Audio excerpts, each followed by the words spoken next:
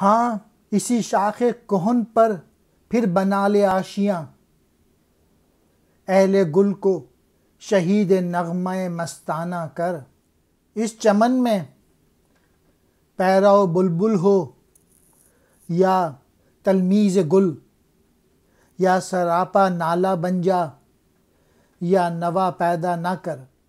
شاخ کہن پرانی ٹہنی، آشیاں کہتے ہیں گھونسلے کو، اہل گلشن باغ والے، شہید نغمہ مستانہ مراد ہے پر اثر شاعری سے متاثر کرنا۔ چمن کہتے ہیں باغ کو، پیرو پیروی کرنے والا، تلمیذ شاگرد، گل پھول، سراپا سر سے پاؤں تک، نالہ بن جا فریاد بن جا۔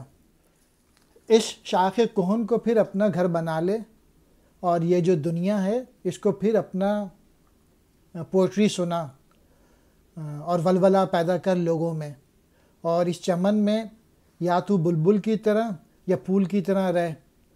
بلبل ہمیشہ جو ہے وہ روتی رہتی ہے، اور تو نوا پیدا نہ کر، یعنی جذبے پیدا نہ کر۔ تو بہتر یہ ہے کہ اس طرح سے رہنا چاہیے کہ ہلچل پیدا کرے اور جذبے پیدا کرے۔ اقبال۔